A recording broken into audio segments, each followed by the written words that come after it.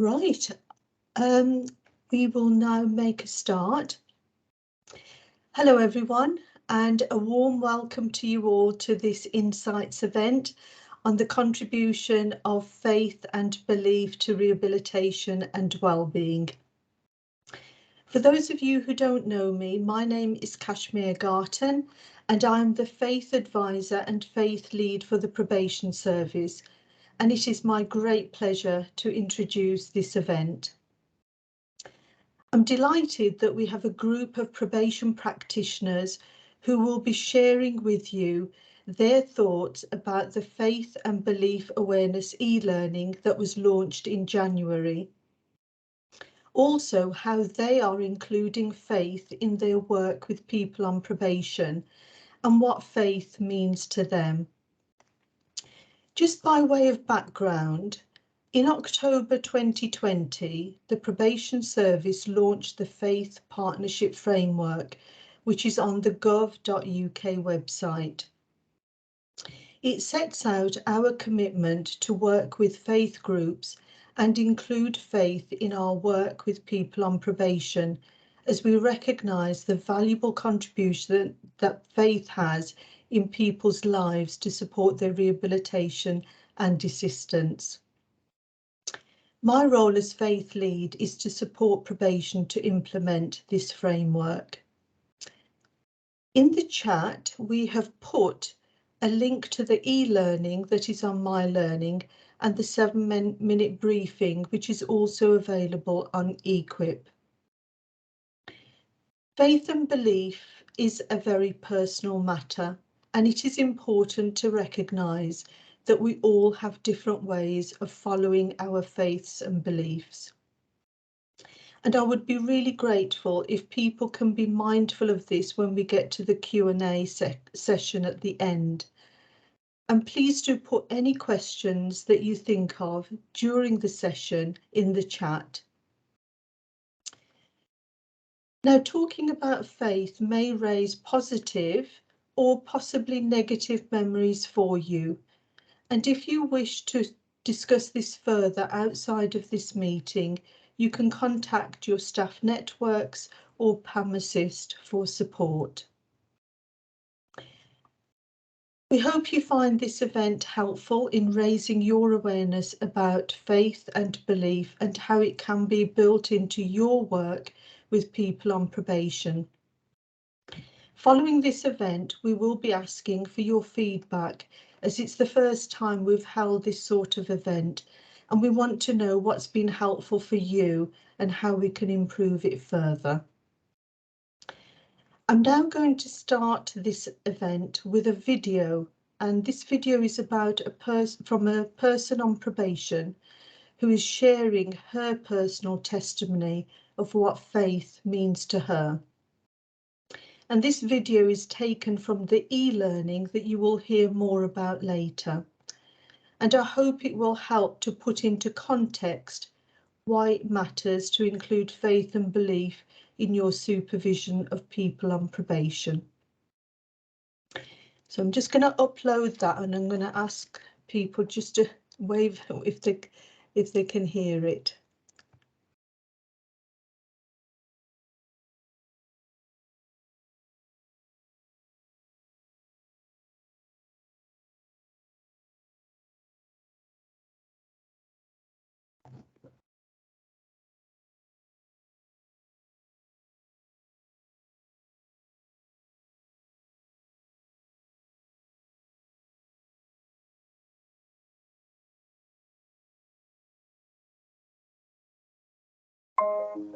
Can you hear it, Kashmir? Yes, we can. Before I ended up in prison, my life was a mess. I was addicted to heroin and crack, and I would do anything for money. I used to do a lot of shoplifting. I ended up in situations where I slept with people for money. I ended up in situations where I had knives to my throat. You know, the lifestyle that came with drug addiction was horrendous. I can remember the first night in prison, I can remember standing at the window, looking out the window, thinking I cannot do this anymore and I'm going to have to take my life. And then a chaplain came to see me the next day, and it was as though all of a sudden I had a little bit of hope. And I wouldn't have listened to those words before, but they meant something. I could feel them. It was as though they were alive. The chaplaincy supported me just by giving me time, having the time to listen and to talk with me, and to offer me a quiet place to come. It's really important to feel that people genuinely care and that it's not just a job. When I was released from prison, I went to the organisation and they'd offered to help me when I was released. So I went there. It's a Christian rehab. And then within about a year, I became staff. And then I became a manager, achieved lots of qualifications, and still maintained close relationship with the chaplaincy in the prison, even though obviously I wasn't in prison anymore. I continued to visit regularly, sharing my story with the women that needed a little bit of hope, basically. To be able to do that has been such a privilege, even today, to have that relationship with the chaplaincy, or I'll write to women, or I'll visit. And again, I go in and do the chapel services occasionally to share a bit of hope. Because of all what I've been through, I'm a stronger person today, and I can help people that have been there, that are still in that situation in their own lives. It's important for me to help others because I think otherwise I've gone through all what I've gone through for nothing. 12 years later, I'm still committing my life to helping people. You know, it's because of the love and support I was shown by the chaplains and how they nurtured me and helped me in my faith at the beginning of my journey to understand what was important in life. And, you know, there's so many people out there that are hurting, that are broken, whose lives have gone off the rails. If my life can change, then so can theirs.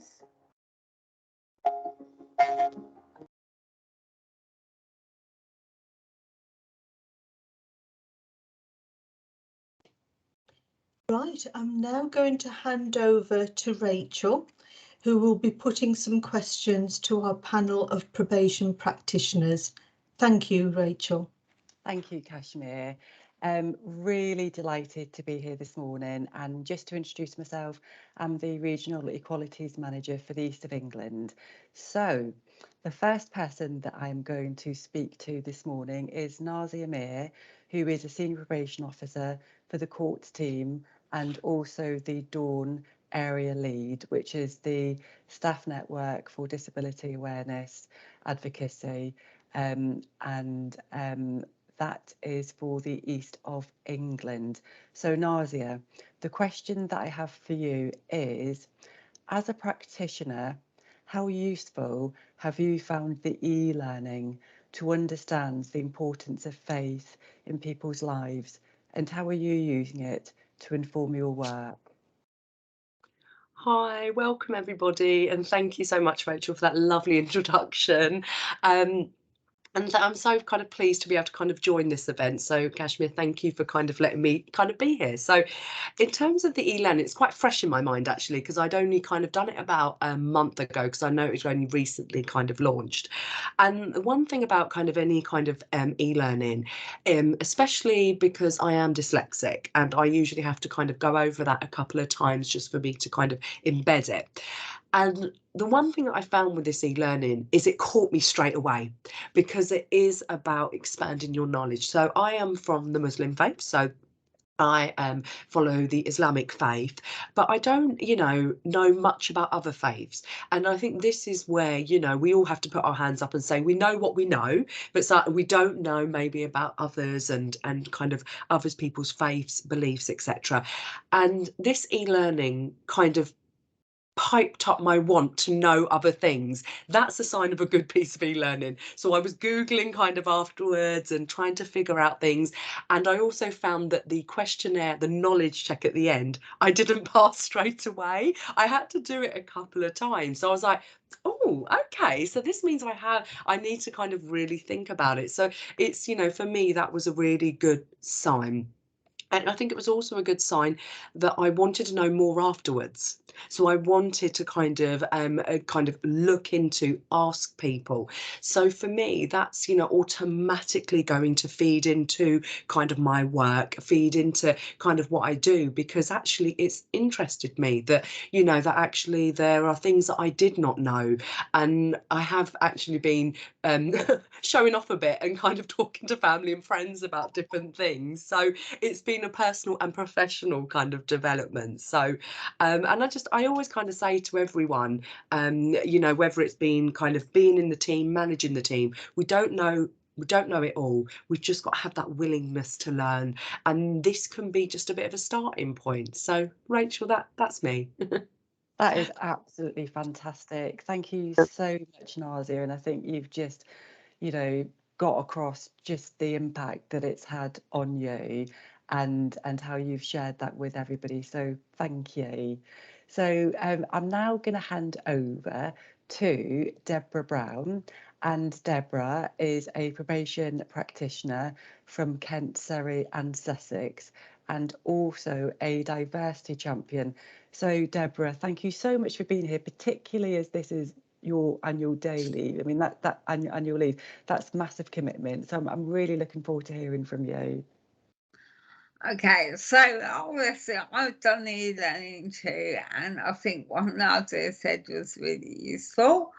I found the e-learning really useful in informing me about faiths, although it wasn't possible to cover every faith with the e-learning. So I like Nadia, I didn't pass the thing on the first time round. It took me a few goes, but it did prompt me to do research about other faiths. If the person on probation identifies as having a faith that wasn't covered, and I don't specifically have knowledge of that faith. So I currently hold a caseload of community payback standalone cases, and for the most part, I telephone them once a month. Discussing different faiths is a way of connecting with my people on probation, and it's had a positive impact, showing interest in their lives and not pretending that I know everything about their faith. So it gives me the opportunity to say, I don't know everything. Please tell me more about your faith so I can gain that knowledge. And it's been really positive. That's me. Thank you so much. And I think there's a real theme that's going on here that, it's okay for us to not know everything. And it's okay with the e-learning that we don't pass it first time round, because I think that just shows you that it's not a walk in the park. And like you and Nazia, for me, when I completed the e-learning, it made me want to find out more about other faiths and beliefs. And I think one of the most powerful parts of the e-learning was that recording that we showed at the very beginning of this event of that woman who has just changed her life around. And I think that I didn't realise just how important faith and belief can be for the people on probation that we work with, and how we can include it more in our day-to-day activities with them. So huge thank you, Nazia and Deborah. Really appreciate you sharing your personal experiences. And I'm now going to move on to another question. And the person that I'm going to direct this question to is Widad. And Widad is a probation practitioner in Birmingham. And Widad, the question that I have for you is, when you have included faith and belief in your supervision of people on probation. What have you found that has worked well, and what learning have you gained? So over to you with that. Thank you. Thank you. Morning, everybody. So for me, my faith and belief is something that's integral to my overall existence, and all my interactions, whether it's with people on probation or outside. I'm Muslim, evidently, and what I take from Islam is that the Prophet, peace be upon him, is said to have defined faith as something that consists of three things. So it's knowledge, your voice, and also the way that you present and your actions. And that's something that I try to implement with people on probation, colleagues, and anybody else. So we as Muslims, for instance, are encouraged to smile at those that we meet. We're told that this eliminates any anxiety and it spreads comfort. So that's something, firstly, that I try to do. It also teaches us compassion and forgiveness. So sometimes when I inherit a case, I try to not judge the person, and look at the actions and deal with that. Islam also teaches us to oppose wrong and defend what's right. So my sense of justice is nurtured by my faith, and aligned to my role. I feel that Islam for me is the crux of my moral compass. That's where I draw a lot of morality from. I also believe that sustenance is from God, and this helps me accept the blessings that I receive, and it helps me to encourage people on probation to recognise the good in their lives and not just focus on the bad, but strive to change the things that they feel are negative. Knowing that sustenance is from God also teaches me humility, and that allows me to keep my feet firmly on the ground without exhibiting any control or power or arrogance over the people that I supervise. So, for example, whilst working with somebody who I'll call AB, he had a firearms offence and he came across as very angry. He carried a lot of pain. So I tried to work with him, with compassion, to try and understand where the anger came from. And we established that that was because of attachments with his parents, especially his father. So a big thing for us in Islam is forgiveness, and working through anger. And in fact, we're told how to deal with anger in Islam. So it's quite specific with certain things. So I don't preach at them, but I try to implement some of the things that I find useful in my life. So the importance of kinship, for example. And we've talked through that, and he's going to embark on a process of trying to mend the destruction from his past, which is a big step for him. I'm also the rep for the West Midlands for RISE, and I feel that, again, my sense of trying to adapt anti-discriminatory practice in my role and in my life comes from Islam as well. The Prophet, again, peace be upon him, from the 7th century, talked about discrimination in his last sermon. And he talked about how Arabs are not superior to non-Arabs and how white people are not superior to black and vice versa. So ADP is pivotal in my practice. My faith has also helped me challenge those that may use Islam to justify their offending. And I find that having that background and that knowledge about my faith puts me in a better position for that challenge. So generally, I've learned that being welcoming, calm, humble, and generally having a strong sense of justice helps me nurture and foster relations with people, including people on probation. Thank you with that. I love that. Because I remember when we talked about this before, what I really loved is about the smile. Because I just think, you know, by smiling, you can just transform a relationship with somebody, particularly when that's your first impression, and you can break Absolutely. down barriers. And I love that you're a RISE lead in your area as well, because I didn't know that. And the fact that you weave the anti-discriminatory practice, and also you use your faith and belief alongside your anti-discriminatory practice value base, and it's just Absolutely. integral to your existence. So I feel that I've learned from you, and it makes me want to find out more about your faith and beliefs. So I really appreciate you sharing that. Thank you so Thank much. you. Thank you for having me. It's a pleasure. It really is. Thank you, Wadad. So I'm now going to hand over to Steve Hewitt. And Steve is a probation practitioner based in the Worcester office. So if you can just tell me a bit about you know, when you also, Steve, have included faith and belief in your supervision of people on probation and what you found has worked well and what learning you've gained. And I believe that you've got a case study that you'd like to share with us.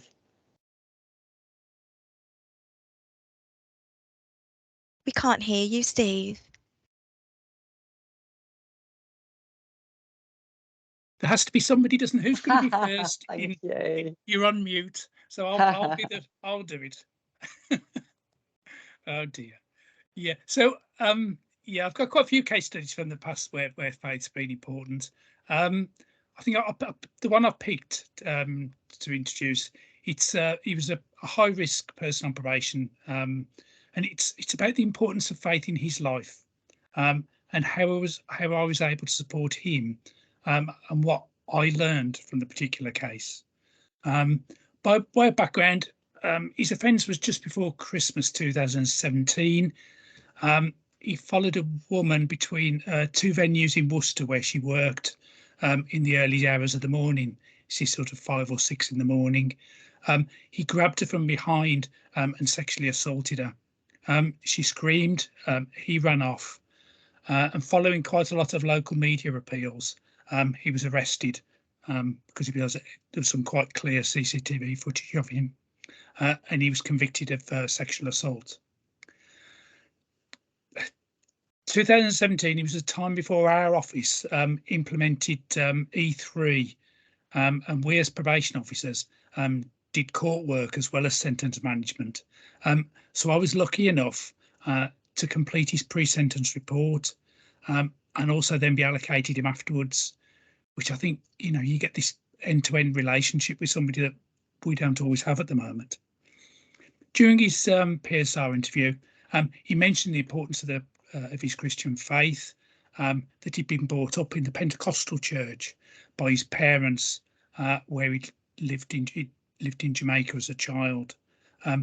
Prior to moving to Worcester to study as a student to become a teacher, he attended a Pentecostal church in Birmingham alongside his then wife. I suppose I should add as well, prior to the offence, 6 months prior to the offence, his wife gave birth to their second child, a son, and she disclosed to the hospital social worker that Jay had raped and abused her in the relationship. And although she didn't want any police involvement at all, she decided to abscond from the hospital and went to live with her sister.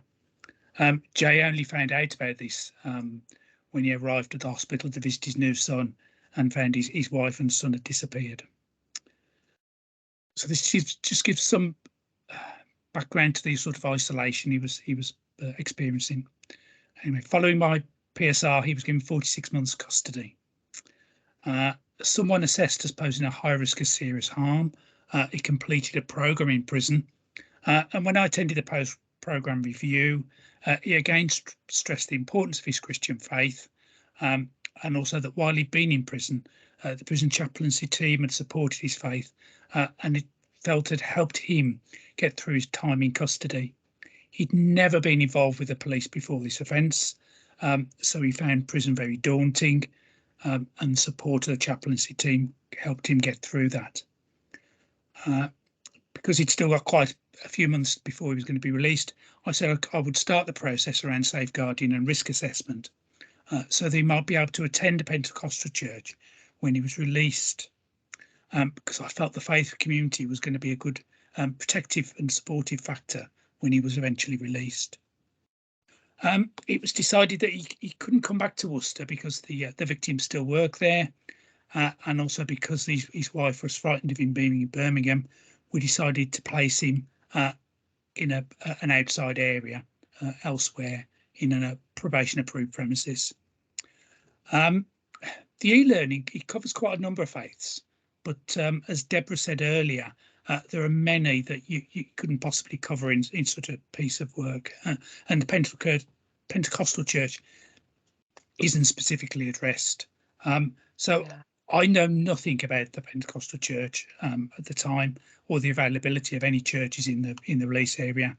So I used Google. Other search engines are available to find a Pentecostal church close to the AP, where he'd be staying. I rang the minister to discuss Jay. The minister was very keen to support him, and he explained that as well as formal services for the community, he met with a small group of males once a week and helped them support them and help them deal with some of the problems that they had. And Jay could join that group, and the minister agreed to meet Jay on release. This signed an ideal arrangement for emotional support, given he was going to be released to a strange town that he'd never even visited before and where he knew absolutely nobody. His family didn't want anything to do with him following his conviction, so he was very much alone. My concern was that he might seek out sexual contact with females, which was evident from his internet history before the offence, when he researched his offence prior to commissioning it. Also, a number of witnesses at his trial, including people he worked with at a pizza takeaway and some of the fellow students, talked about his attitudes towards women, such as belief that a husband had a right to sex, women should obey their husbands. And he said he got these from his upbringing, and he saw these as normal attitudes. And the minister was able to help him look at some of these attitudes towards women. And I felt this was really a good sort of a parallel intervention or parallel level of support to probation and the programmes that he'd done. And it was just a different way of addressing his offence-related attitudes than maybe I would normally have had available or considered. And clearly he had a different relationship with the minister than he did with myself and other people in probation. And I think the minister's approach seemed to have a very positive effect. He engaged with the minister, met him once or twice a week. Meanwhile, Jay's wife had packed up his belongings, dropped them off at the patient, and I had to drop them all off at the AP. I'm obviously a bit concerned as to if he got recalled, what was going to happen to all these. Unfortunately, just after this, Jay was found in possession with 2 mobile phones and 4 SIM cards. He claimed they were in the belongings that his wife had dropped off, but she said they weren't. It was deemed a breach of his licence condition, and he was recalled. The AP were obviously concerned about his belongings, and half hoping for a nice answer, I asked the minister if he knew anyone who could help about these belongings, and he kindly stepped in and took them all and stored them for us.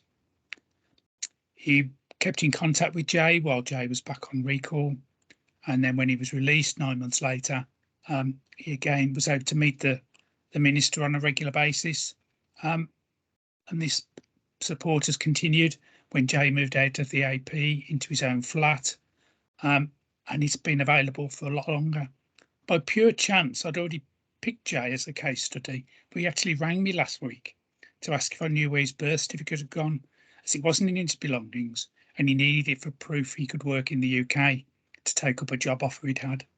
And he's still engaging with the church, still getting lots of support, and living a trouble offence-free life in community.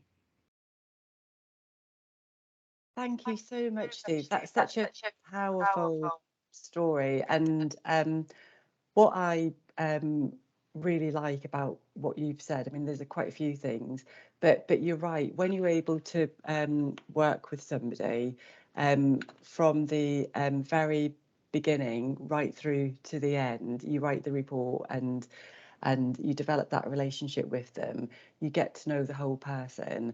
And what I also really love about what you've said is that the church gave him practical as well as emotional support and that sense of identity, and just continued. So even when he did get recalled, he had a community that he could go back to, even though his own family didn't want to have anything to do with him. And the fact that he's still that's still part of his life. So, you know, it's actually a good news story. And how what a coincidence that he actually contacted you last week. Yeah. So it's just great to know that you're still in touch with him. So I love that story. And what I wanted to say to the people who are listening in is if you've got any questions, please do put them in the chat bar, because we will be having a question and answer session later on, and we'd love to hear from you. And Donna, who's part of the panel, will let me know if you've got any questions if I can't see the hands up. So thank you, Steve. I'm now going to hand over to Anastasia. And Anastasia, exactly the same question for you, please. If you can just let us know how faith and belief has influenced how you work, and there might be a specific case example that you want to talk about as well, Anastasia. Thank you. Hi, everybody.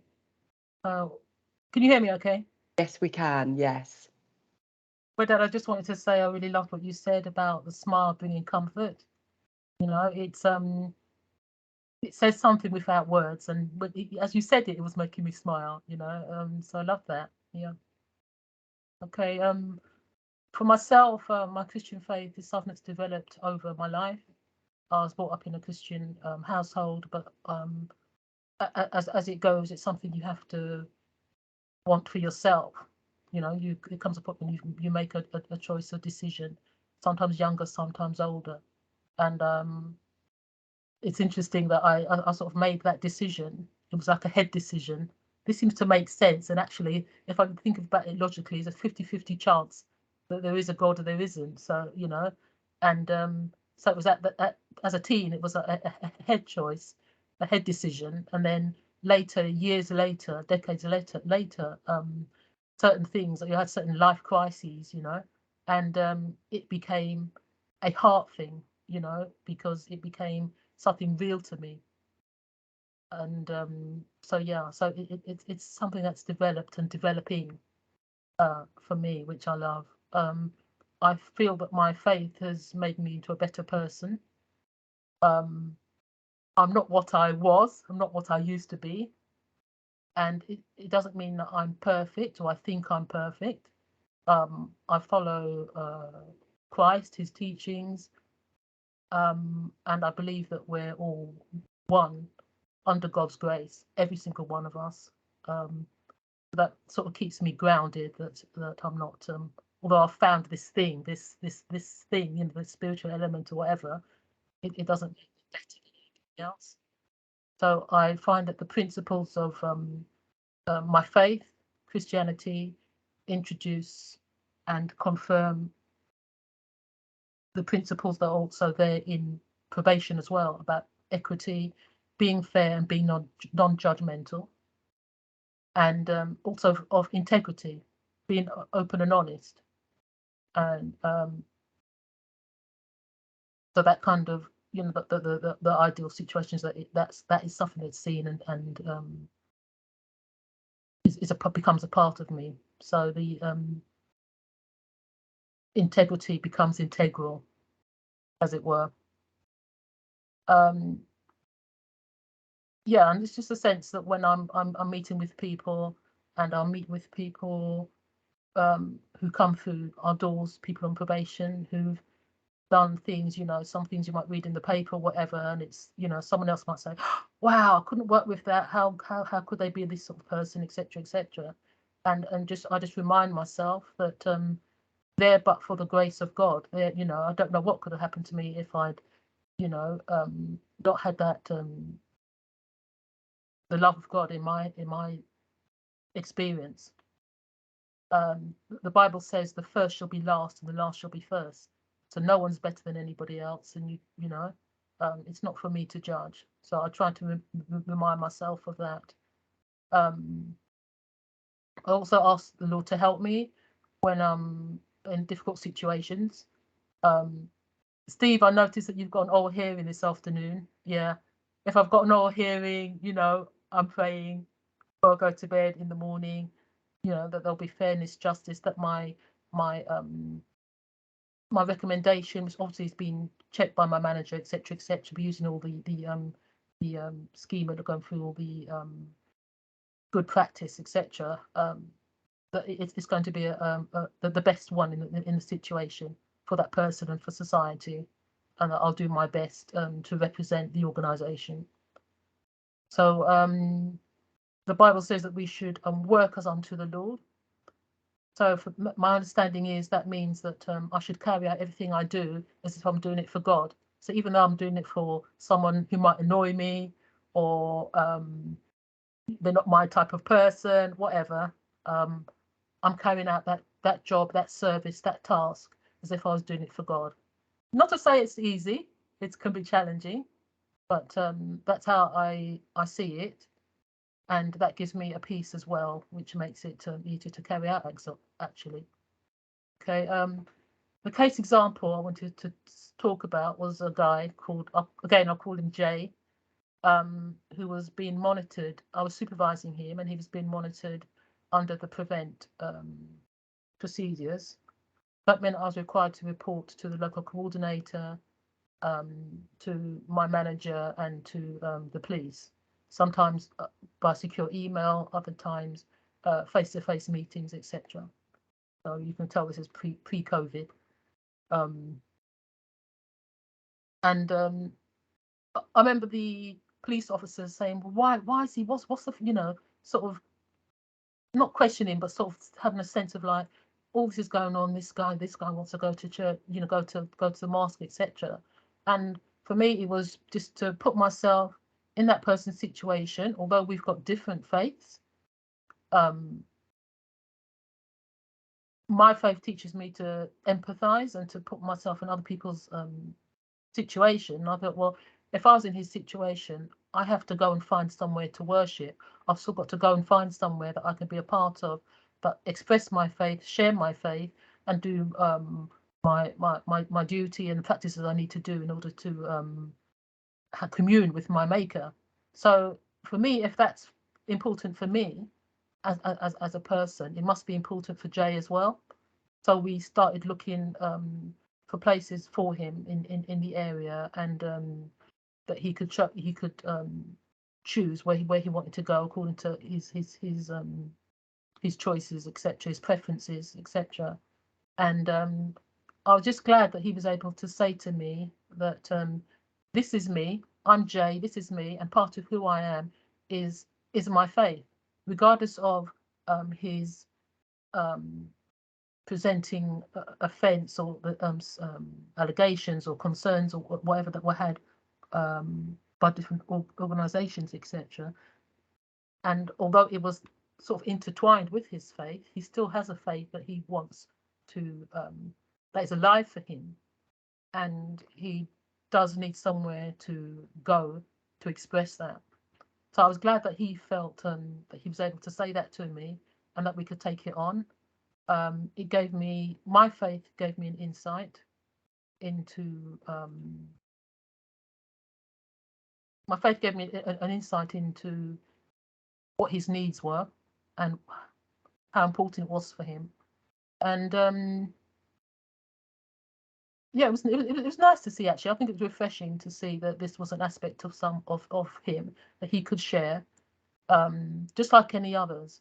And also in the back of my mind also is that it is a protected characteristic under the Act, and just like any of the others, whether it's race, disability, sexuality, etc., I need to respect that, human to human, and as a person on probation, between the person on probation and the probation practitioner, that needs to be respected. And I got a sense that that is what was done, and he was able to go to the mosque. The police needed to know where he was going, and they spoke to the imam, etc.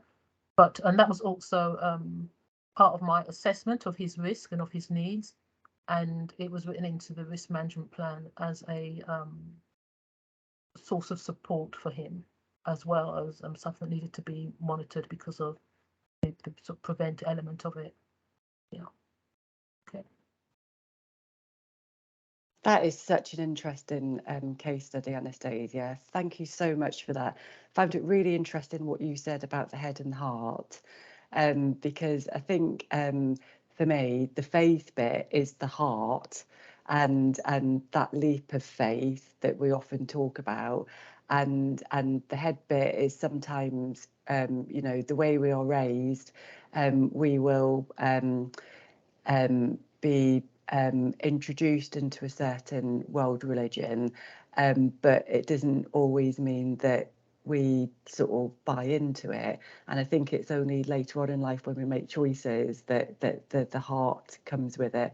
And I also love the way that you really got to know that person that you were working with, treated that person with the utmost respect. I've always believed in that phrase there, but for the grace of God for all of us. And I like the way you highlight religion as a protected characteristic and how we should respect that regardless of what our own views are, and how it really encourages us to be non-judgmental. Very interesting how you mentioned about prevent as well, because that links into our next speaker. So thank you again, Anastasia. And I'm now going to introduce our next speaker, and that is Helen Bean. And Helen is a county terrorism probation officer, and she works for the East Region County Terrorism Team, and she covers Beds, Herts and Northampton. And the question that I have for Helen is, thinking about faith in our work with people on probation, how have you found engaging with faith communities? And just before and Helen starts, just want to ask this question: has anybody, and I mentioned this to Nazia the other day when I messaged her, has anybody watched D.I. Ray?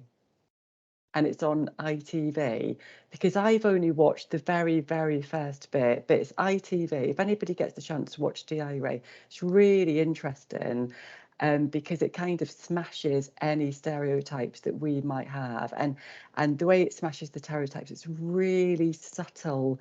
But I'm not going to give anything away. I would just encourage you to watch it. But if anybody has watched it, if they could maybe put their comments in the chat bar, because I'd be really interested. Oh, Heather, right, we'll come back to you later and we'll ask you what you thought of it. So anyway, we'll ask you later, Heather, and we'll bring you in. So, oh, lovely. Yes, Redad as well. Brilliant. It's so good, isn't it? So back to you. No spoilers, please. So, Nazi, you have to watch it now that I've said that. So, Helen, tell us a bit more about your role, because I've always found what you do very interesting. Over to you. Thanks, Rachel. Thanks, everyone. Thank you again for allowing me to be here. I haven't seen that, so I will make every effort to have a watch on catch up. So thank you. As you've said, my name's Helen. I'm one of the counter-terrorism probation officers, and I work in the East Region. So I'm a probation officer at heart. I've been a probation officer for 20 years. And recently, well, I say recently, I've been doing this job for about the last 7 years. Essentially, I work for the Home Office. We're a relatively small team. And as Anastasia's pointed out, I also have an input with regards to prevent as well. So predominantly my job role is working with those people that have been convicted under the Terrorism Act. And my job and my responsibilities are supporting probation officers who are then supporting those individuals.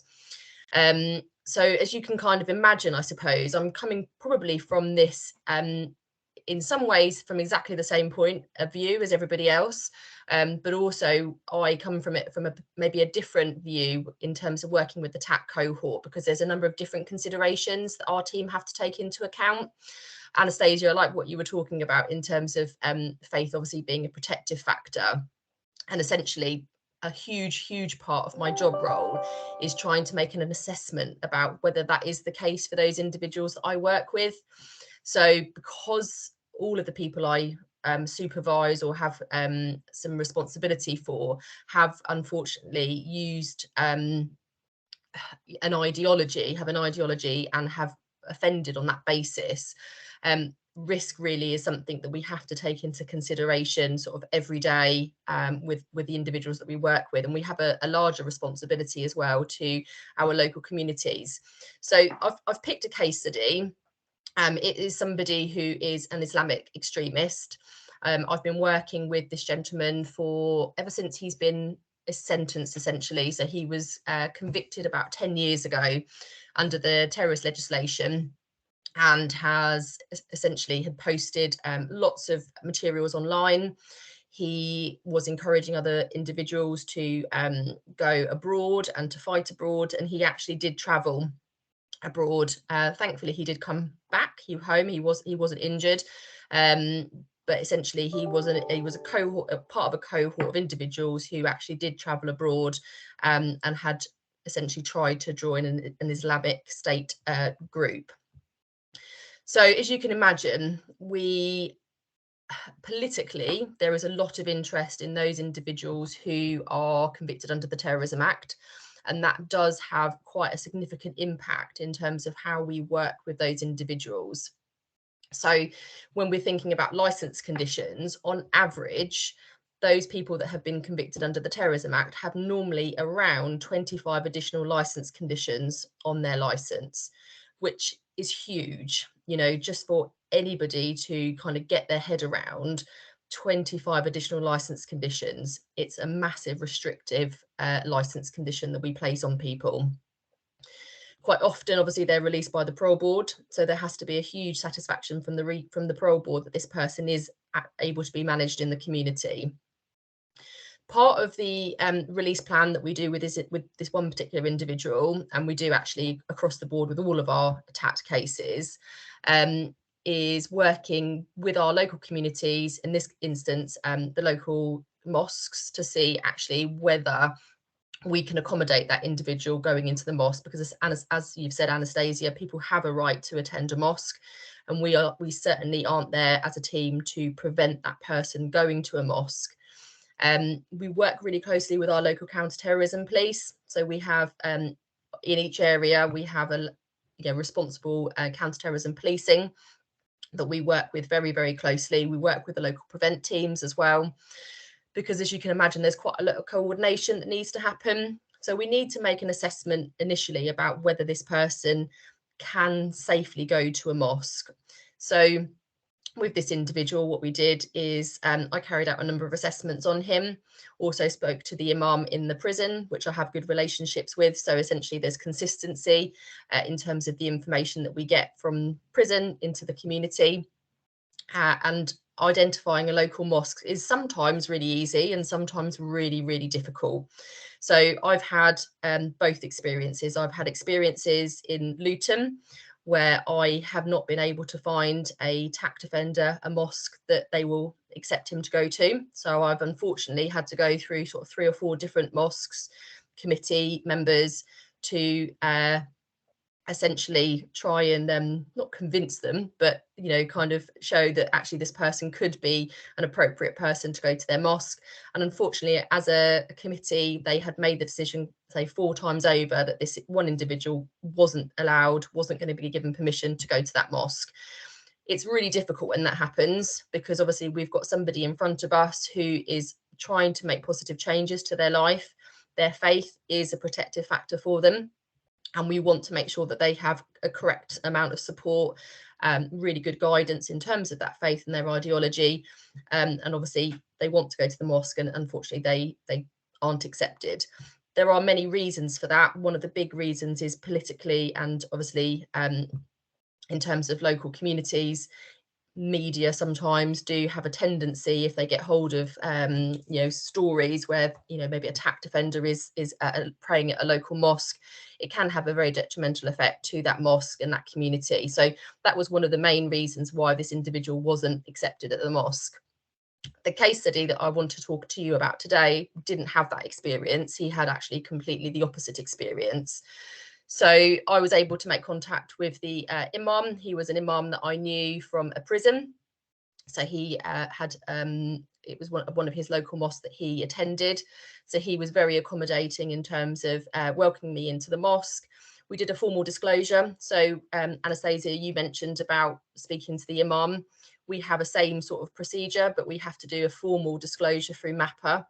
And that's essentially so that we are essentially giving the imam or the committee some amount of information. So if they're actually concerned about this individual, maybe concerned about who they're talking to, or maybe just concerned about maybe some comments that they may have made, the imam then feels supported that actually they can come back to our team and say, actually, we're concerned. Or actually what we've had with this individual is I've had lots of conversations, been invited back during Ramadan to actually say he's doing really well. You know, he's actually having really positive interactions with people. He's a really valuable member of the community.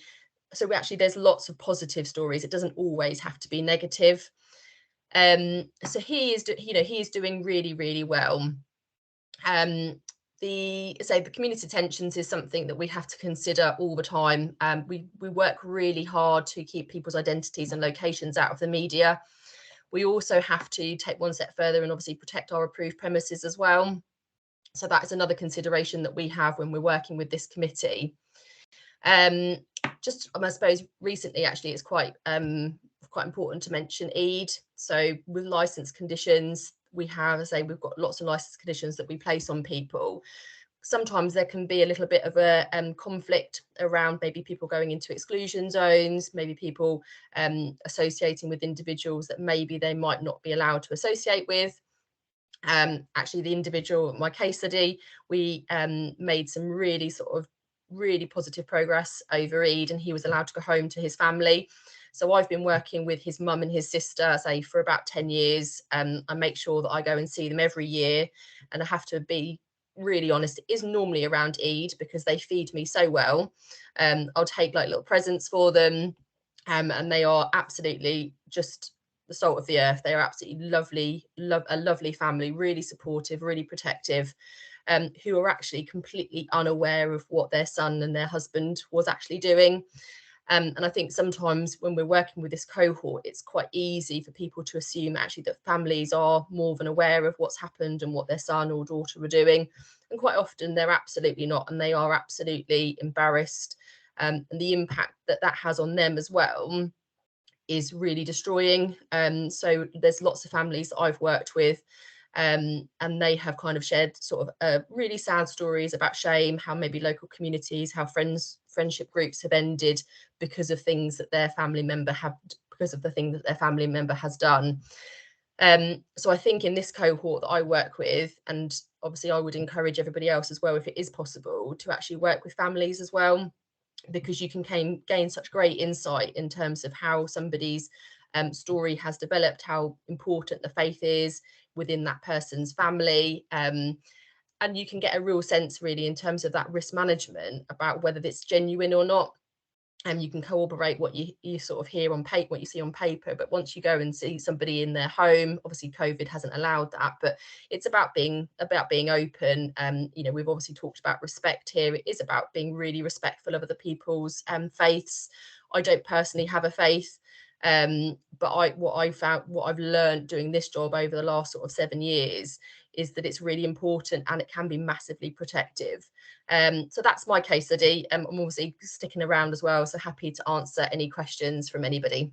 Thank you. Thank you very much, Helen. That was very interesting, and I think you've introduced something that can be quite difficult to talk about, and I think throughout we've had members of the panel who've been sharing how they balance managing risk on the one hand and also faith and belief being a protective factor on the other hand. And I think you've put that across really well. Before I do move on to the next panelist, who I'm going to ask the same question to, does anybody have any comments, observations or questions that they want to ask? Because I could see a few heads nodding. Got away with it. And if there aren't any, then I'll go on to the next person.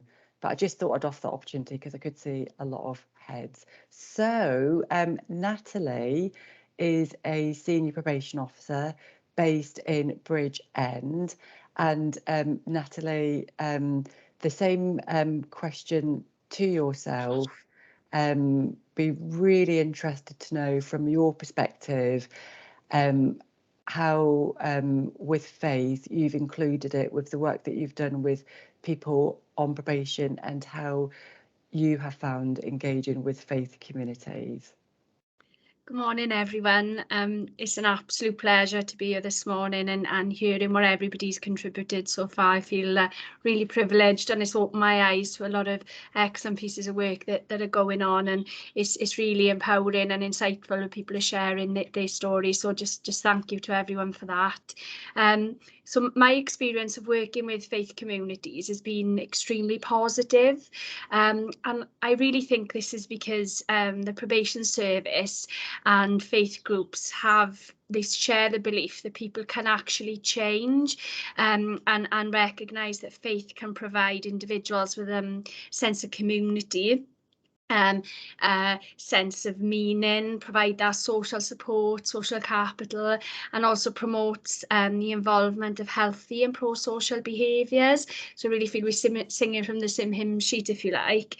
And I've found leaders within the faith community to be responsible, proactive, responsive, and motivated to work with us to manage risk and facilitate change. I suppose the best example that I can share that sort of effectively highlights this sort of positive working relationship between probation staff and those in the faith community is that of George. So George is a 52-year-old male who was convicted of historical offences against children within his family. He was sentenced to 10 years custody in 2016 and was released on licence in 2021. George disclosed in his pre-sentence report that at the time of his offending behaviour, he'd lost his employment and he'd sort of turned to alcohol and had been consuming alcohol excessively. He stated his marriage was failing. There was a lot of financial pressure on the couple. And that around this time, he found an emotional affiliation with his 14-year-old niece, and he found himself becoming more and more detached from the adults around him. He looked forward to spending time in his niece's company. She looked up to him, and that made him feel good. And that's when the offending took place. So at the point of his arrest and the start of his imprisonment, George was at an extremely low ebb, and he actually attempted to take his own life. It was probably more sympathy for himself. He lacked victim insight at that time, and he was remorseful more for the situation he found himself in.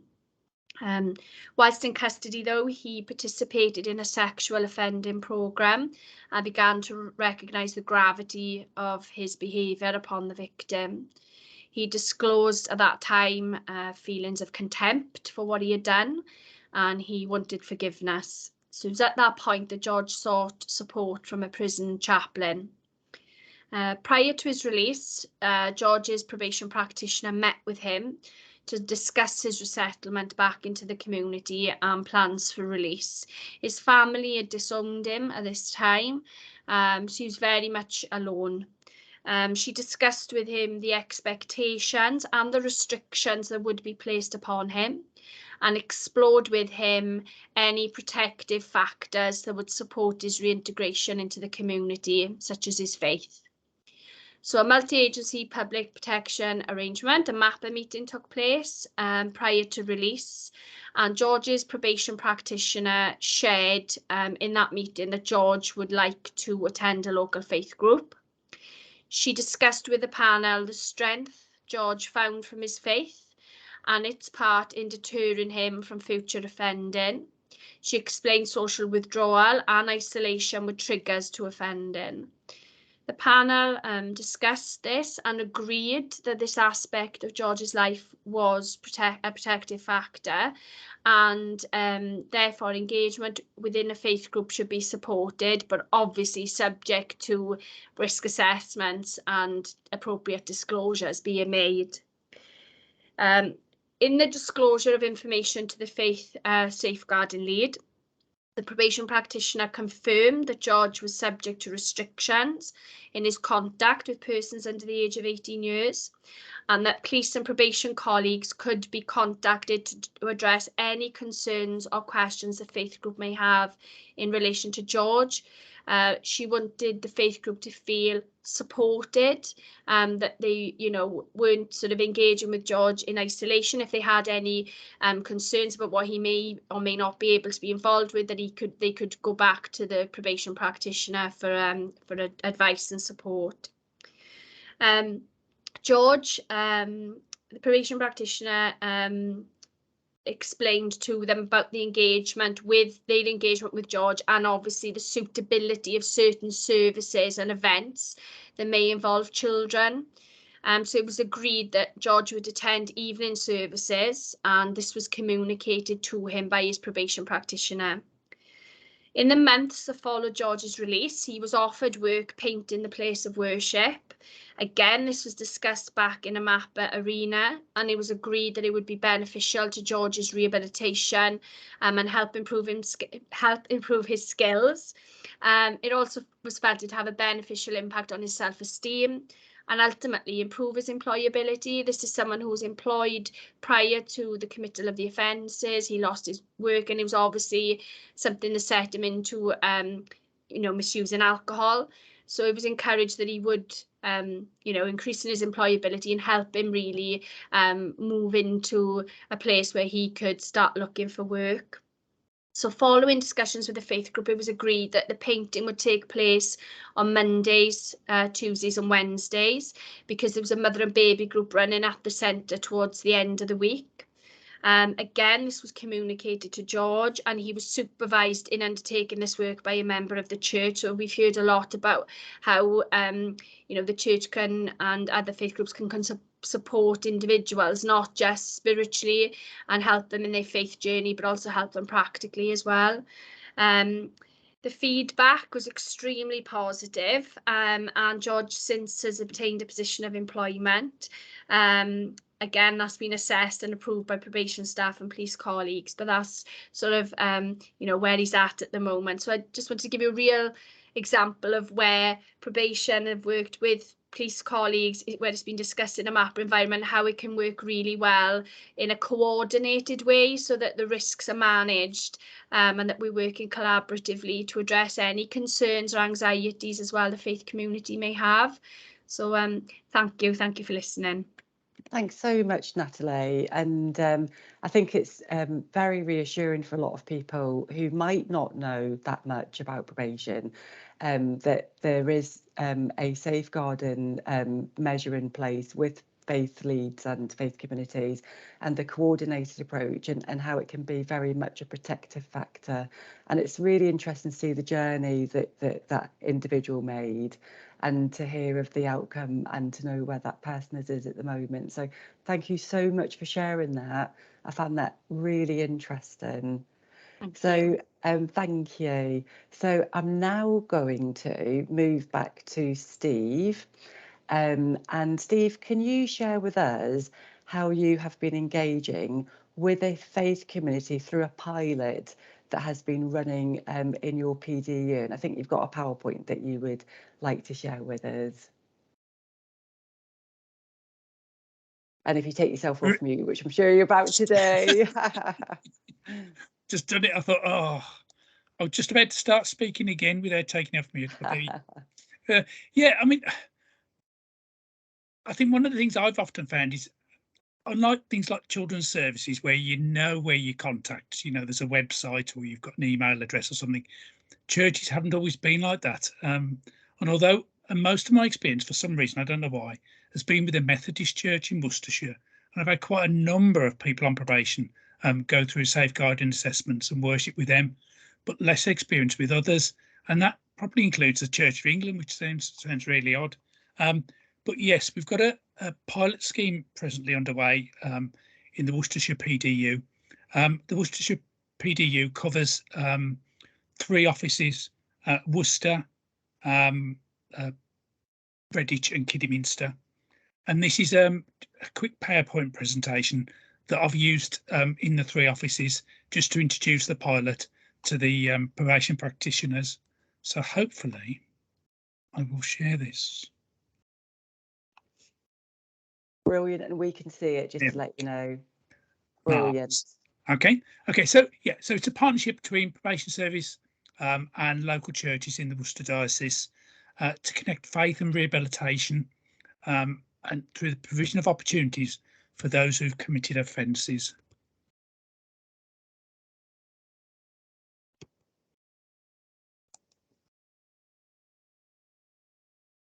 And it's now. There we go. Wasn't going to go down. Okay, so obviously Kashmir's already introduced herself. She's the face advisor for the Probation Service, a member of the General Synod. This started back in 2020 when there was a conference on how probation and the Church of England could work together. There've been plans for all sorts of conferences and things following on, but alas, COVID defeated an awful lot of these things. The key purpose of the pilot is for the Church to work in partnership with the Probation Service and to test ways of developing the Church of England's role in the rehabilitation of those who offend.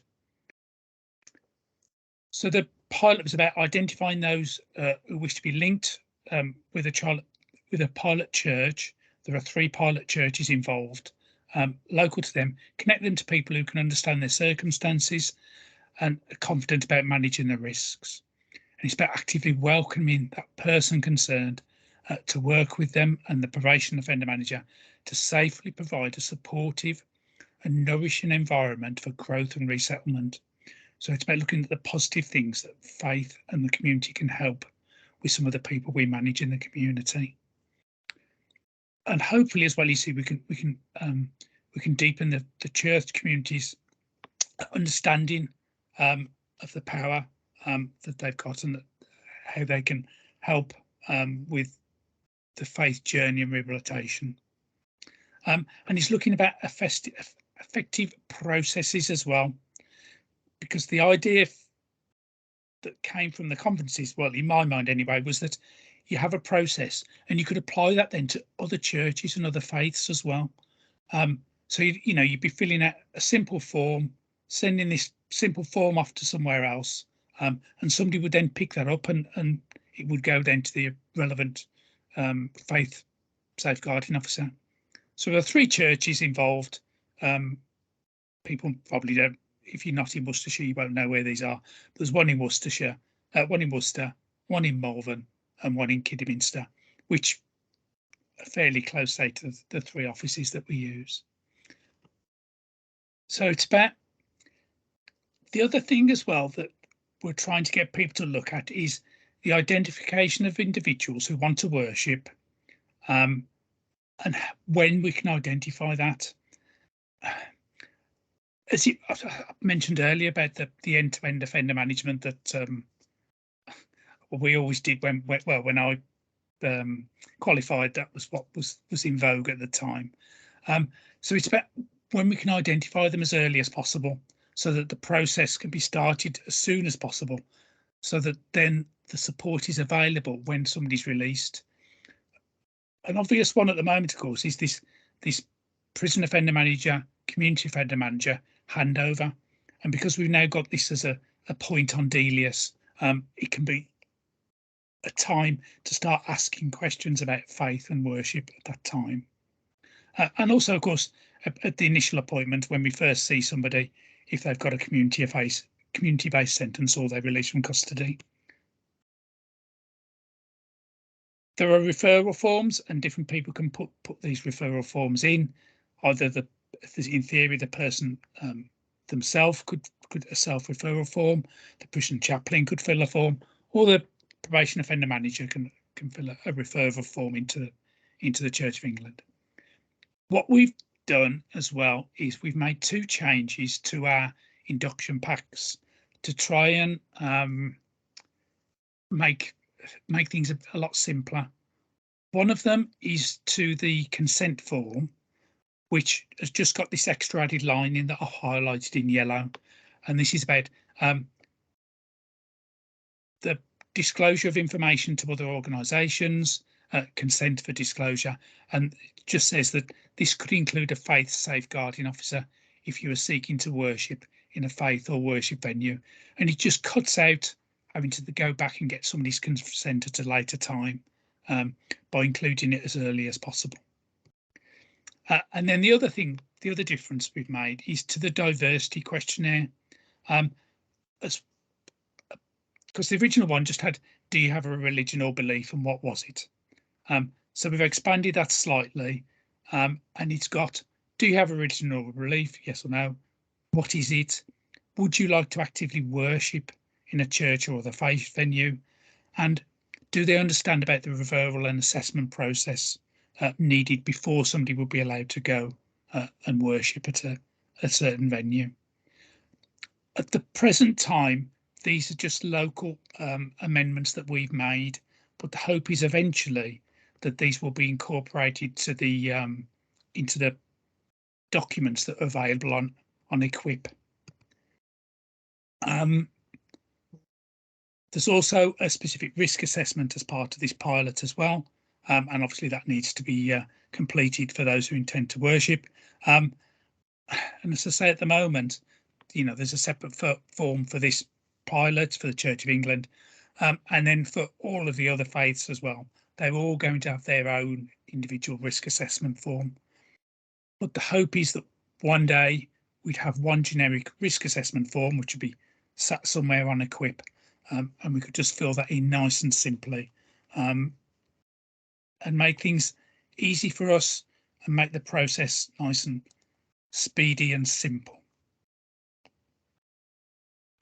That's my brief PowerPoint. Fantastic. That is so good. And I love the fact that that will be going on Equip, because the great thing about pilots is when they can be rolled out more widely. But what a fantastic project you've got set up there, Steve. Has anybody got any questions about the pilot itself before we move on? Yes, Kashmir. Yes, just to say, you know, it's wonderful that Steve's PDU is taking forward this pilot, and the hope is exactly what Steve said, is that once we've piloted it with individuals and we know that it works, we can then use that to reach out to other faith groups and use that process, but also to have it available for staff on Equip, so that when they're wanting to refer someone, you know, they've got somewhere to go, they can see exactly the process to follow, the templates to use. So yeah, really pleased that we're moving forward with this. That is so good. I'd just say as well, we obviously the idea is that on a monthly basis we gather information about people coming onto the pilot, but we're also actually using it as an opportunity to gather information on anybody that wants to worship on any other faith. And the hope is then that we can develop, as a PDU, we can develop more local links with people, so that we know if we've got issues and that we know who to ring and who to speak to, and develop these relationships, you know, with people in different faiths. I really like that, because sometimes a challenge for probation practitioners can be how to weave that into the oasis and the sentence plan, and have it as a conversation when you're at an induction appointment, or just to make sure that it's not off the radar when we're supervising people on probation. So I like the way that almost gives colleagues a way of introducing it. I think that's absolutely fantastic. And also, I think what you're doing links in with a question that Elizabeth was speaking about, in terms of she'd really love there to be training to welcome people released from prisons.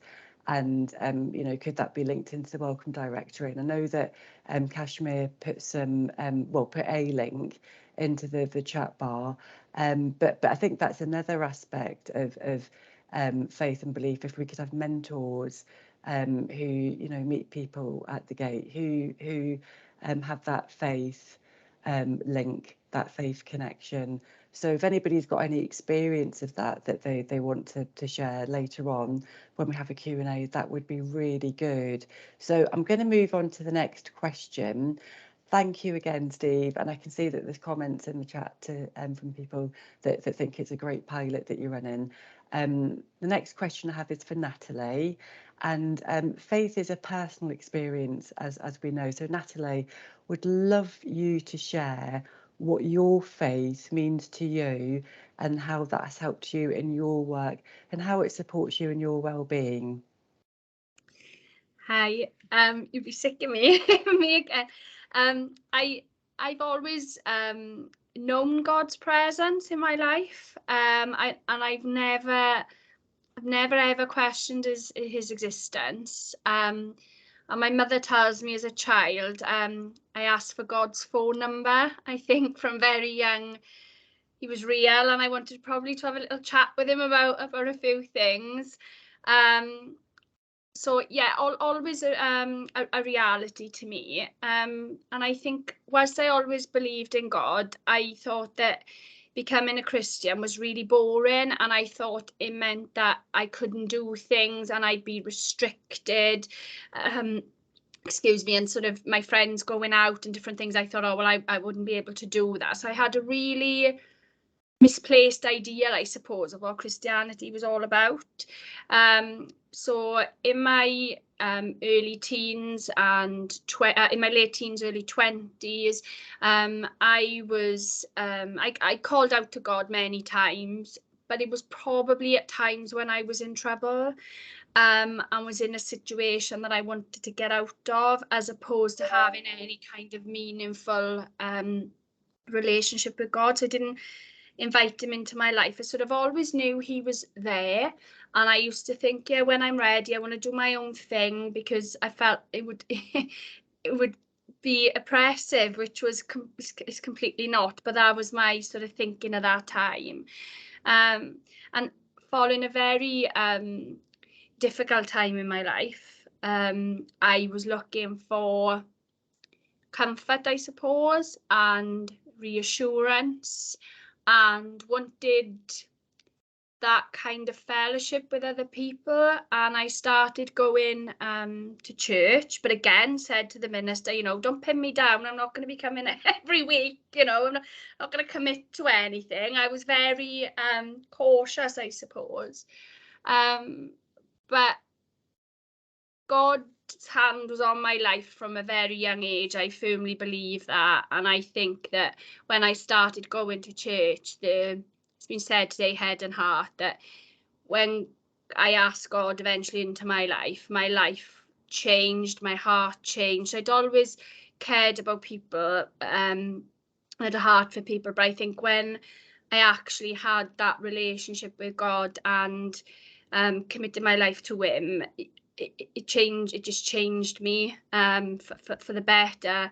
And rather than stepping back and being, whoa, you know, I wanted to know more, I wanted to be in God's presence, I wanted to talk to him, I wanted to have that relationship with him. And my life, far from being boring, has been really exciting. I feel God hasn't let me down. It doesn't mean challenges don't come, but I never feel I'm alone. And I feel things have happened, and I just think, wow, thank you, Lord, that he's in so much of my life.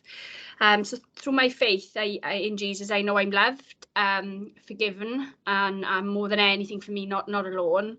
It gives me strength, stability, hope, peace, happiness, guidance, and security. And I think for me, relationship is key. So through prayer and worship, I have a relationship with God that makes me whole. Like I said, I've got a huge heart for others, and my faith inspires me, and it equips me to support people. And like I said, life can be really challenging, and it doesn't mean if you're a Christian or, you know, things don't come your way, they do. But I feel my faith gives me the comfort and courage to overcome difficulties, and it gives me hope for the future. And my life is centered around a very real relationship with God, where I feel I can talk to him about anything, and sometimes it's just a chat, other times it's more in his presence, and just really feeling him in my life. I just don't feel I'm tackling anything alone, and I think that transfers. I think when you've got that love in your heart, you just love people as well, and that, I don't mean that sickly. I mean, you know, I feel I naturally care about people. It's not a struggle for me to care about people, and that is, you know, pops and also staff I manage, my colleagues, my friends, my family. I just feel happy. But things are difficult at times, but I just feel I'm supported, and God is behind me. Feel he's got my back, so hope that explains things. I have to say, Natalie, that really is a shining testimonial, because your faith radiates from you. And sometimes when I meet people of faith, they have this serenity about them. And there's quite a few people that I've met who have said something along with the lines of what will be, and if it's meant to be, it will be. And it's almost it's not at all pessimistic, but it's almost like it's a weight off the shoulders, because you are literally putting your life in someone else's hands, and it's kind of freeing. And that's what I'm picking up from you. And I love what you said about having a relationship with God as well. That just sounds so beautiful. It really does. Oh, thank you, Rachel. Thank No, you. it's lovely, and I so appreciate you sharing, because I know it's so personal. So thank you for that, you know, and to everybody who shared, because everybody's story is personal. But I was really moved by that, Natalie. So Kashmir, I'm going to move on to you now, and I would really love to know from you, Kashmir. You know, we've talked about faith being a personal experience. I'd love to know what your faith means to you, how it helps you in your work, and how it supports your well-being. Oh, thanks, Rachel. And it's wonderful to hear, you know, everyone else's stories. And what I'm going to say will very much echo what has been said already. So I became a Christian when I was studying theology at university, and I was baptised and confirmed into the Church of England in my early 20s. I would say that my faith is central to my life, and also to my well-being. And I find that it gives me meaning and purpose in my life as well. And I build it quite well into my daily routine. So my day usually starts with a prayer for the day ahead. And then at the end of the day, I'll have a short time of reflection and prayer for everything that's happened that day. And I find that this helps me to make faith and Jesus a part of my daily routine, and it helps me to keep a positive frame of mind as well. And when I've had difficult times at work or in my personal life, it is my faith that has very much helped me through those times. It gives me that inner strength and hope to persevere through those difficult times. And I do believe that whatever happens, you know, in my disappointments and frustrations, that God's always there with me, a bit like what Natalie was saying, and Wedad and Anastasia. You know, I feel that God is watching over me, whatever happens, and just knowing that gives me a sense of inner peace. And as a Christian, I believe that we're all made in the image of God, and as such, God wants us to be the best that we can be. And when we do something that's not right, I believe that God doesn't stop caring for us, but he wants us to repent and learn from our mistakes so that we can become better individuals as a result. And I think Anastasia touched on this as well. I believe that there are parallels between the teachings of faith and the work that we do in probation, particularly the people in our care. And some of you may already know that the Probation Service was founded by police court missionaries in 1876, who were committed to working with people who appeared in court.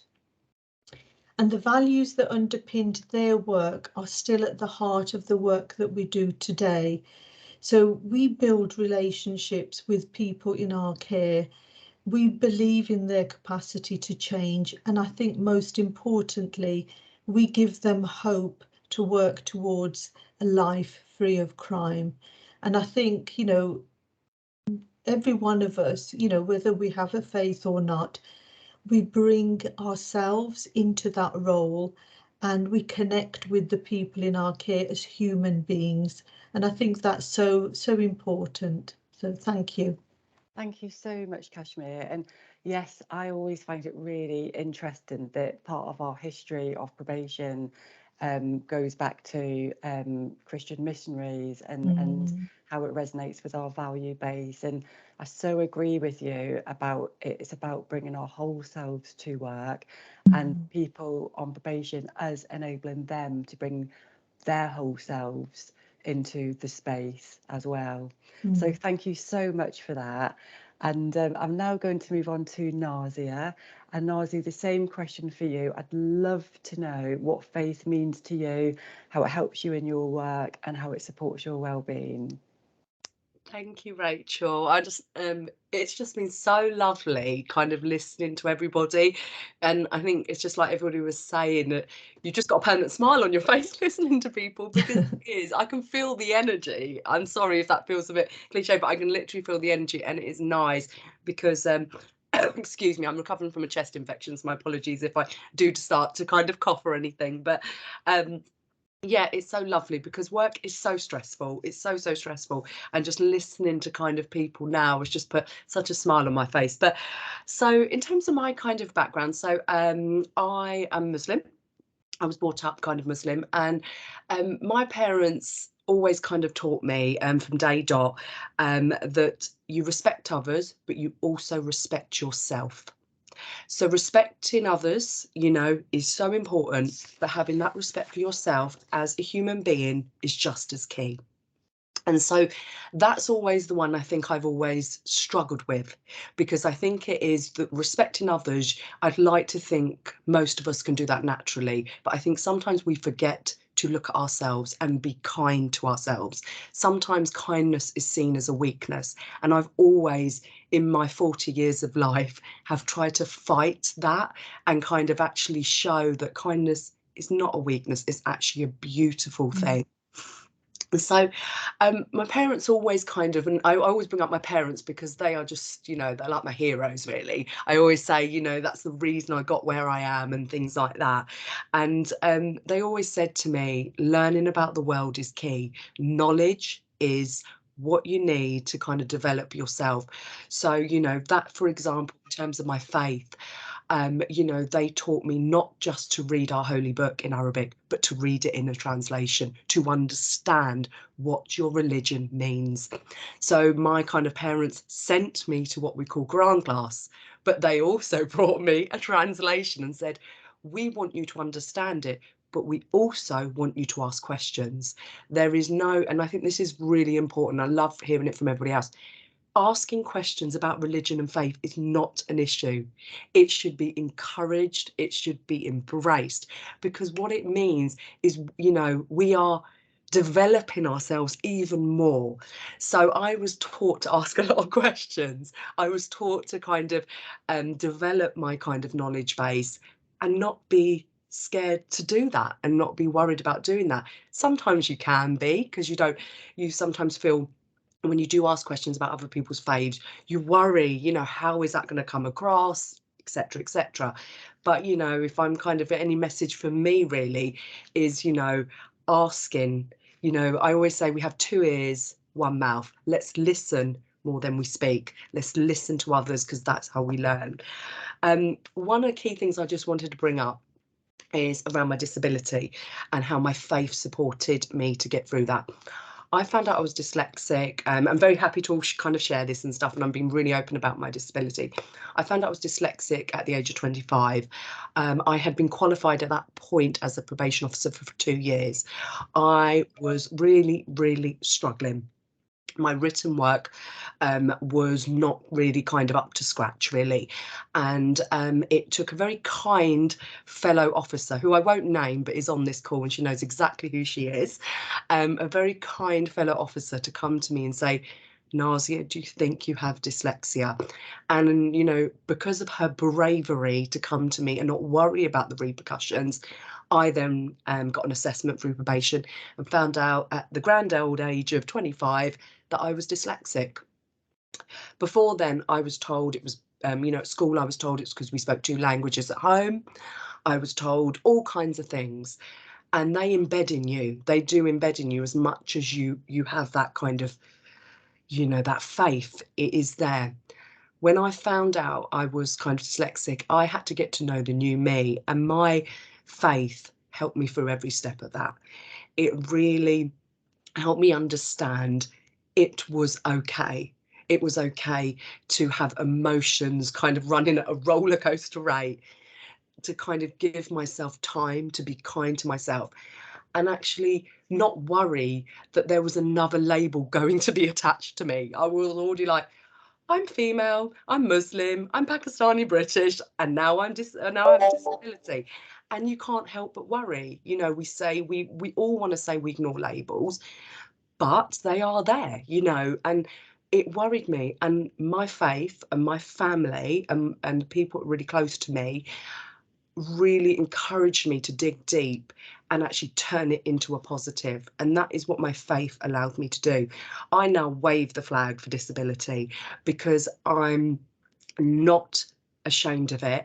And yes, it may be another branch to my tree, but hey ho, I'll have as many branches as I wish and I want. And that is kind of the way I kind of do things. I kind of also want to say, faith doesn't solve every problem. It doesn't solve everything. It's not about, you know, for me, that's not what it's about. It's about knowing that Allah, which is what we call God, Allah is with me. He's with me. He kind of will help me get through things. I don't need anybody to speak to him. I can speak to him myself in my prayers, when I kind of read the Quran, when I'm just sitting here. I can speak to him if I wish to. That's my choice, and that makes me feel empowered as a person. You know, whether female, male, whatever, I feel empowered as a person. And my faith has been knocked by many, many things over the years. I've you know, had to deal with all kind of challenging questions, and I won't go into all of that because I want this to be a celebration.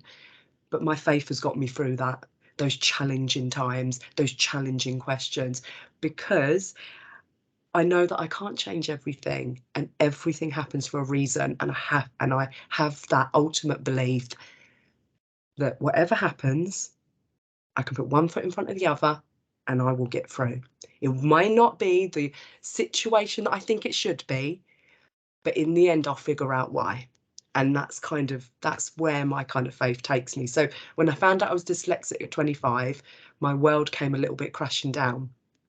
But it didn't take long to realise that, you know what, I'm going to turn it on its head and I am going to own this, and I'm not going to be fearful of it.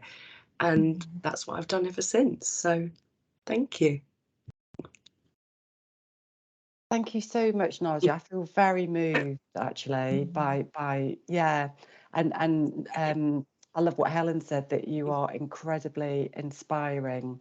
So this is the impact that you're having, and I love what Wadad has said, that you know, her dad would send her and her family to church so that they would have tolerance of other faith. Her great grandparents are Jewish. So learning about other faiths and being accepting of others is crucial and impacts on our interaction with others. So you've really, I think you've moved all of us actually, and it's quite timely that you've spoken about the importance of asking questions, because it's at this point now that we do want to open this up to questions. So Donna, I'm going to hand over to you. I know that you've been keeping a close eye on the chat bar, so if you just want to share any questions that might have come from the audience. I know that a couple of people are a little bit frustrated because they've had to leave to go for another meeting, but if you just want to check if there's any questions, Donna. Okay, thank you very much, Rachel. I'll just briefly introduce myself as well to those people who don't know who I am. So I'm Donna Brewer, and I'm a quality and effective practice manager who's based in the community improvement team in Epsig. And I was approached by Kashmir a couple of months back to help to write a 7-minute briefing about the importance of faith and belief inclusive services in probation.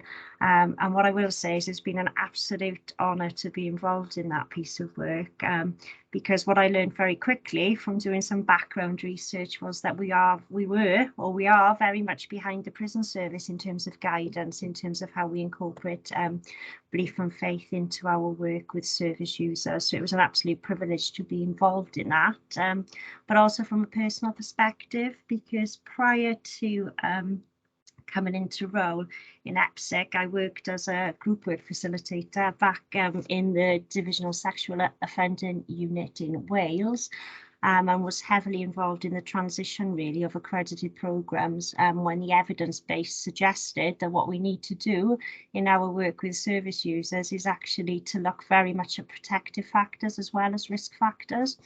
So I can honestly say that I saw firsthand in the group room how important protective factors such as self-identity, developing a positive self-identity, for service users to have a positive use of time, to have that sense of purpose, that sense of belonging, to have positive role models in their lives, and to have hope for the future, how they are real key protective factors, and how actually being part of a faith community can really enhance those protective factors and make such an important change in people's lives. So I've seen it both professionally, and I don't mind sharing as well, although I don't usually, but through my own Christian faith as well, in terms of how I believe, as lots of people on this call have shared, you know, how for me, some of those Christian beliefs that I hold really do relate to some of the values of the probation service as well. Sorry, Rachel, I just got a little wrapped up in the moment there. You asked me. No. I'm so glad that you did, because this is what this is about. So no, thank you. And gosh, I love that. You've got a love heart there. So yeah, we're all feeling it with you. I'm so glad that you shared. So No, it's great. It's lovely. Thank you. So it's been an absolute privilege, I must say, to be part of pulling this event together as well. So yes, my role really was to monitor the questions that came in through the box there. And Donna, I'm just going to stop recording now because the Q&A won't be recorded. Okay. Thank you, Kashmir, and I was supposed to remind you of that. Apologies. Yeah, thank you for that. So we won't record the Q&A. So as you